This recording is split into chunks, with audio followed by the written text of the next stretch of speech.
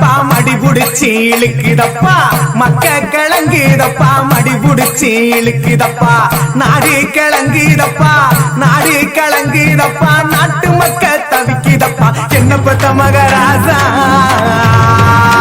நீ என்ன பெத்த மகராசா இந்த ஊரை காக்கு ராசா நீ என்ன பெத்த மகராசா இந்த ஊரை காக்கு ராசா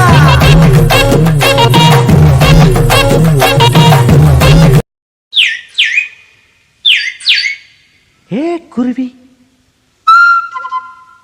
குருவி குருவி ஏ குருவி சிட்டுக்குருவி. வந்துட்டேன். நான் உங்கள் TMM தமிழ் குருவி.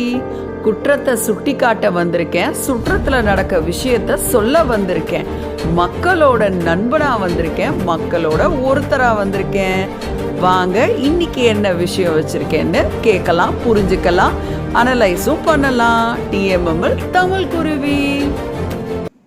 எப்பவும் போல ஜாலியா எல்லா வேலைகளையும் முடிச்சுக்கிட்டு என் பேக்கை எடுத்துக்கிட்டு என் செம்மஞ்சேரியில் இருக்க என் ஃப்ரெண்டை பார்க்கலான்ட்டு கொடை, வாட்டர் பாட்டில், என்னோட சாப்பாடு பாக்ஸ் எல்லாத்தையும் கட்டிக்கிட்டு பறந்து சொய்னி என் நண்பனை பார்க்க செம்மஞ்சேரி போயிட்டேன். என் நண்பன் வீட்டுக்கு போய் நாக் நாக் நாக் தட்டி உள்ள போயாச்சு. என் நண்பன் அப்படியே சோகமா உட்கார்ந்துட்டு இருந்தான். ஏண்டா நண்பா இவ்வளோ சோகமாக உட்காந்துட்டு இருக்கேன்னு கேட்டால், எங்கள் வீட்டு தாரையெல்லாம் பேந்து வெளியில் வருது, எப்போ எங்கள் தலை மேலே உழுவுமோ தெரியாமல் நான் உட்காந்துட்டு இருக்கேன் அப்படின்னு என் நண்பன் சொன்னார். என்னடா அப்படி சொல்கிற அப்படின்னு சொல்லும் போது தான் அங்கே இருந்த ஒரு அண்ணன் வீடியோ எடுத்ததை என் நண்பன் எனக்கு காட்டினான். அதை நீங்களும் கொஞ்சம் பாருங்க. தமிழ் மாநில முஸ்லீம் லீக் கூட தென்சென்னை மாவட்ட செயலாளர். இப்போ பார்த்தீங்கன்னா இந்த செம்மஞ்சேரி பகுதியில் இருக்க இந்த வீடு தான் இங்கே இருக்கிறது. இந்த வீடோட நிலவரம் பார்த்தீங்கன்னா மதிப்புக்குரிய கருணாநிதி ஐயா அவர்கள் இருக்கும்போது, முதலமைச்சராக இருக்கும்போது இந்த கட்டடத்தை கட்டப்பட்ட கட்டடம். ஆனால் இன்னைக்கு 18 ஆண்டு 19 ஆண்டு கிட்ட ஆயிருக்கு. அப்போது இந்த கட்டடத்தோட மதிப்பு வந்து வெறும் 20 ஆண்டு தானா அப்படின்றது கேள்விக்குறியாக இருக்குது. ஆனால் மக்கள்கிட்ட இங்கே பராமரிப்புன்னு பேரில் இங்கே வாங்கிட்டு இருக்காங்க. ஆனால் அந்த பராமரிப்பு சரியாக நடக்குதுன்னா பாருங்கள், அதெல்லாம் சரியாக நடக்காமல் அந்த கட்டடம் எவ்வளோ சேதமடைந்தது மட்டும் பாருங்கள். ஆனால் இதுதான் காலங்காலமாக இந்த மக்கள் வாழக்கூடிய இங்கே இருக்கிற நிலைப்பாடு. இதுதான் இன்றைக்கி நம் பொறுப்பு நம் குடியிருப்புன்னு பேர் திட்டத்தை கொண்டு வந்துட்டு இங்கே இருக்கிற எதுவுமே சரியாக பராமரிக்காமல் இப்படியே இதே நிலவரம் தான் இருக்குது. ஒரு கால்வாய் அடைச்சிச்சுன்னா கூட இங்கே எதுவுமே செய்கிறது கிடையாது. ஒரு வீடு சேதாரப்பட்டாலும் அந்த சேதாரத்துக்கான எதுவும் இல்லை. வீட்டுக்குள்ளெல்லாம் தண்ணி இப்போ தான் அந்த வாசக்கால் பார்த்தீங்கன்னா, அந்த வாசக்கால்லாம் பார்த்தீங்கன்னா முழுக்க சேதாரமாக தான் இருக்குது. இந்த மாதிரி ஒரு வீடு மட்டும் கிடையாது, இங்கே இருக்கிற 6000 வீடு அதே நிலைமையில் தான் இருக்குது.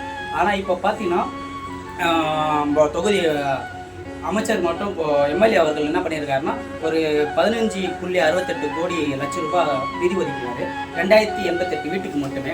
அப்போ அந்த வீட்டுக்கு மட்டும் தான் அவர் சீர் செய்வாரா, இல்லை மீதி வீட்டுக்கு விட்டுருவாரா அப்படின்றது கேள்வியாக இருக்குது. இங்கே வாழக்கூடிய மக்களுடைய இங்கே வந்து இவங்க பாத்திரத்தை வச்சு தான் உங்களோட குடும்பத்தை ரன் பண்ணிட்டு இருக்காங்க. அப்படி இருக்கும்போது எதற்காக இவங்ககிட்ட பராமரிப்பு கட்டணம் வாங்க வேண்டிய அவசியம் என்ன? ஜனநாயக நாட்டில் வாழக்கூடிய அரசு கொடுக்க வேண்டிய எல்லா கடமையும், இலவச வீடு, இலவச மருத்துவமனை, இலவச சாலை, கல்வி, இதெல்லாம் அரசு கொடுக்க வேண்டிய கடமை. அதனால தான் இவங்க வலிக்கக்கூடிய பணத்தை வந்து வரியாக செலுத்திட்டு இருக்காங்க. அப்படி இருக்கும்போது பராமரிப்பு கட்டணம் வாங்க வேண்டிய அவசியமே கிடையாதுன்றது நான் தெரிந்து கொள்ளுங்க. இந்த வீடு முழுக்க இப்படி தான் இருக்குது, செம்மஞ்சேரி முழுக்க இதுதான் இருக்குது. அந்த சைடை பார்த்தீங்கன்னா அதுவும் அப்படி தான் இருக்குது. பார்த்தீங்கன்னா சில கம்பெனிலாம் கட்டுறாங்க, எல்லாமே இங்கே முழுக்க இப்படி தான் இருக்குது. அப்போ தரமற்ற இங்கே கட்டடம் தான் கட்டப்பட்டிருக்கு. மக்களுடைய உழைப்பு இங்கே சுரண்டப்படுது. இது வந்து அன்றைக்கி இருந்த மதிப்புக்குரிய கருணாநிதி ஐயா ஆட்சி காலத்தில் கட்டப்படுறதுனால இன்னைக்கு மதிப்புக்குரிய சரண் ஐயா அவர்களுடைய நகர்ப்புற வாழ்வின மேம்பட்ட வாரிய ஒரு திட்டத்தை தொடங்கி இதுவும் ஒரு சில வேலைகள் பண்ணிட்டு இருக்காங்க. இது சாத்தியமா அப்படின்னா இந்த மக்களுடைய உழைப்பை சுரண்டி அடிக்கிறதுக்கான வேலைகள் தான் நடக்குது. இது நன்றி, வணக்கம். கண்டிப்பாக செம்மஞ்சேரி மக்களுக்கு கவர்மெண்ட் ஏதாச்சும் பண்ணணும். இல்லை இதுதான் திராவிட மாடல் ஆட்சின்னு விட்டுருவாங்களான்னு தெரியல, கடவுளுக்கு தான் வெளிச்சம். சரி, இந்த சோகமான ஒரு சுச்சுவேஷன்லேருந்து அப்படியே பறந்து என்னோட இன்னொரு ஃப்ரெண்டை பார்க்க பீச்சுக்கு போயிட்டேன். அங்கே போனீங்கன்னா எல்லார்ட்டையும் மைக்க பிடிச்சி ஒன்று கேட்டுட்டு இருந்தாங்க. என்ன கேட்டுட்டு இருந்தாங்கன்னு நானும் என் குட்டி காதை வச்சு கேட்டேன். இதுக்கு முன்னாடி எங்களுக்கு புத்தி தெரிஞ்சு, எங்களுக்கு நாங்கள் நிலவரம் தெரிஞ்சு ஜெயலலிதா தான் பொம்பளைலாம் பாதுகாப்பு, பெண்கள்லாம் நல்லா தைரியமா போனோம். இன்னும் சிங்கப்பெண் இல்லையா, அந்த மாதிரி சிங்கப்பெண் மாதிரி நாங்க நடந்து இருந்தோம். இந்த ஆட்சியில பாதுகாப்பு இல்லையா? யாருக்குமே பாதுகாப்பு கிடையாது, யாருக்குமே பாதுகாப்பு கிடையாது. ஒரு குழந்தைக்கு கூட பாதுகாப்பு கிடையாது. ஒரு குழந்தை இட்டுன்னு போறான், வெள்ளாரம் அதை இட்டுன்னு போய் நாசம் பண்ணி இட்டுன்னு வந்து போறான். அவன் யாரும் நம்ம சொல்ல முடியாது.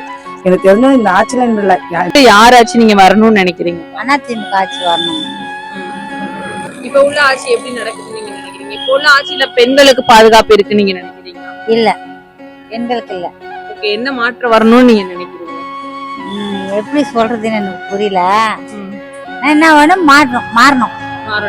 யாரு அண்ணா திமுக வரணும்னு நினைக்கிறீங்களா? ஆமா அண்ணா திமுக. உங்களுக்கு இந்த ஆட்சியில எந்த சலுகையும் செஞ்சு கொடுக்கலையா? எனக்கு எதுவுமே இல்லம்மா. அந்த 5 பேத்துல உங்களுக்கு யாரோட ஆட்சி? அண்ணா திமுக. அவங்களோட ஆட்சி வரணும்னு நினைக்கிறீங்க? ஆமா.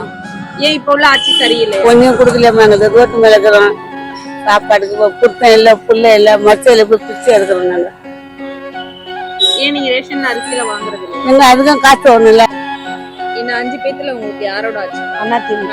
நல்லா இருந்துச்சு. நல்லா இருந்துச்சு. அதிமுக ஆட்சி உங்களுக்கு பிடிச்சிருக்கு. இப்ப யாரோட ஆட்சி வரணும்? அண்ணா திமுக வரணும்.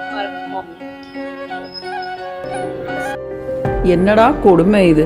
ஒரு உண்மையை சொல்றதுக்கு கூட தன்னோட முகத்தை மறைச்சிக்கிட்டு தான் இந்த மக்கள் உண்மையை சொல்லணும்னு நினைக்கிறாங்க. கடவுளுக்கு தான் வெளிச்சம் இவங்க போற பாதை.